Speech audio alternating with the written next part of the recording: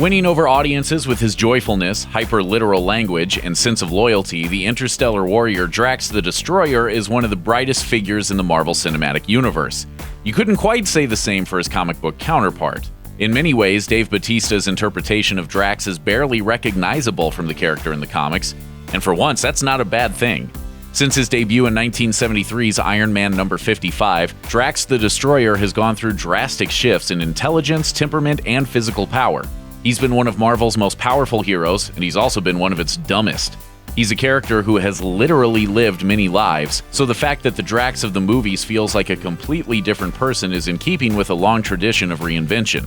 From his quest for vengeance against Thanos to his surprising connection to the planet Earth, here is everything you need to know about Drax the Destroyer. Nothing goes over my head.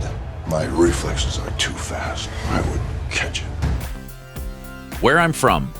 Drax's origin story appeared in 1974's Captain Marvel number 32, written by Jim Starlin. In the issue, readers learn about the hero's homeworld, and it's the last place you'd expect: Earth. As originally written by Starlin, Drax was a human being by the name of Arthur Douglas who had a wife named Yvette and a daughter, Heather. During Thanos' first scouting mission to Earth, Arthur and his family had the bad luck to be on the road in the Nevada desert as the Titan flew by in his ship. Thanos attacked, fatally wounding Arthur and Yvette.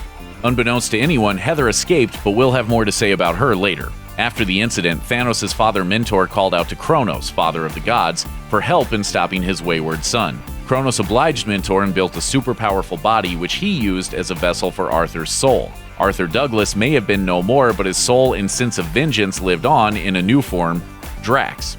It's a vastly different origin story in the MCU. In Guardians of the Galaxy, Drax's comic book origins as a human man are completely ignored. Instead of Yvette and Heather, he had a wife named Hovat and a daughter named Kamaria. Both of them met their ends thanks to Ronan the Accuser acting on orders from Thanos. What were they like? My wife and daughter, they were kind, brave, true. The rewrite of the origin story is a simple but effective change. The movie version keeps Drax's thirst for vengeance, just without the complicated wrinkle of extraterrestrial reincarnation. I kind of feel like Drax is now mine. Power levels. As far as his strength is concerned, the Drax of the movies is fairly middle tier. You certainly wouldn't want to arm wrestle him, but he also better not get on the Hulk's bad side. That wasn't always the case, as the Drax of the comics has occasionally been one of Marvel's most powerful superheroes. The Destroyer has regularly held his own against the absolute A-list of Marvel tough guys, including Thor, the Silver Surfer, and the Hulk. Along with having a lot more strength, the Drax of the comics used to have the power of flight, regularly flying through space without a helmet or spacesuit. He also had the ability to fire powerful energy blasts from his hands. The Drax of the panels became more like what we see in the movies in 2005's Drax the Destroyer miniseries. After having one body destroyed in the second issue, Drax was reborn, smaller and less physically powerful, but with a much greater degree of intelligence than the vengeance-driven brute he used to be. Bring me Thanos. Even though destroying Thanos is Drax's sole purpose, he hasn't proven himself to be particularly good at his job. In Drax's earliest appearances, his obsession with Thanos is so intense that he can be as much of a liability to the heroes on his side as a help. He cares little about plans, schemes, or strategies. He simply throws himself at the Mad Titan. When he reappeared after a long absence in 1990's Silver Surfer number 37, he attacked everyone in sight, screaming "Where's Thanos?" over and over, not listening or caring about the fact that no one knew the answer. In 2006's Annihilation number 4, after over 3 decades of trying and failing, Drax finally managed to exact his vengeance against Thanos.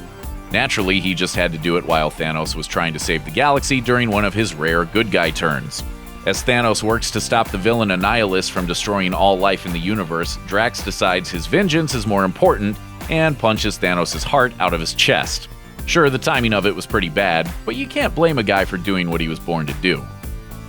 My daughter Moondragon. In the comics, Drax eventually learns that his daughter Heather survived the attack in the desert. Rescued by Thanos' father Mentor, Heather was brought to Titan and raised there by a group of powerful monks where she developed the powers of a superhero, taking on the name Moondragon. Though Moondragon would eventually join the Avengers, the Defenders, the Infinity Watch, and even the Guardians of the Galaxy, she didn't always share the most heroic values of her comrades. Sometimes she acted downright evil. While traveling through space with Drax, She came across a planet immersed in war and solved the problem by mentally enslaving all the inhabitants. To help persuade his daughter to take another course of action, Drax contacted the Avengers for help. Along with a mind-controlled Thor, Moondragon fought against Drax and succeeded in defeating him. It was the ultimate injustice. He was felled by his own daughter and didn't even really deserve it. You people have issues. Well, of course I have issues. That's my freaking father! As you might imagine, Drax and Moondragon's relationship has been pretty strained ever since. The Idiot. When Drax returned to life in Silver Surfer number 35, his mind wasn't fully healed. Though still intent on securing Thanos' destruction, the intergalactic warrior came back a little more lovable and a whole lot dumber.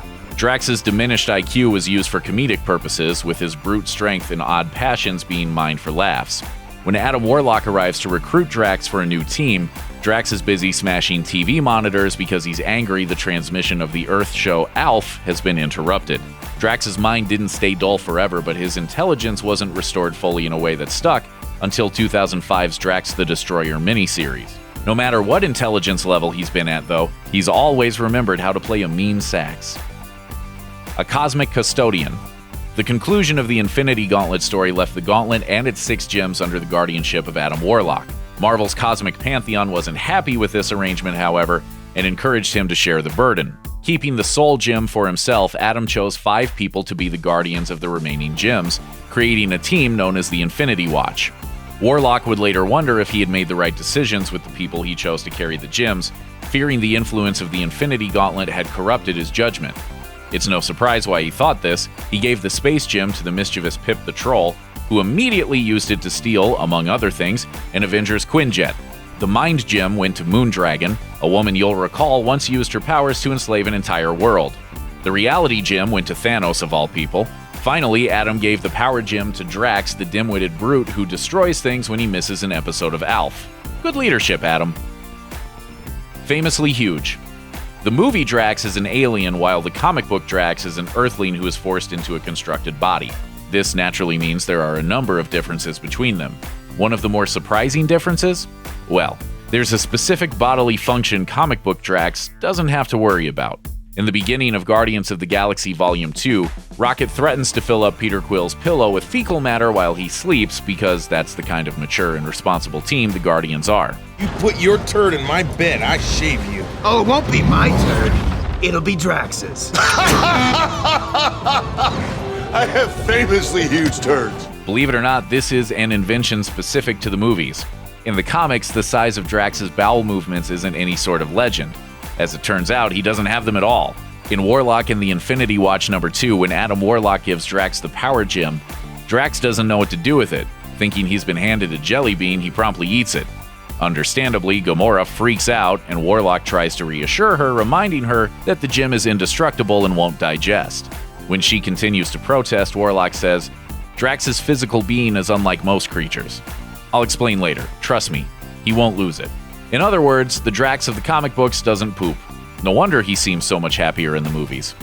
Thanks for watching. Click the looper icon to subscribe to our YouTube channel, plus check out all this cool stuff we know you'll love too.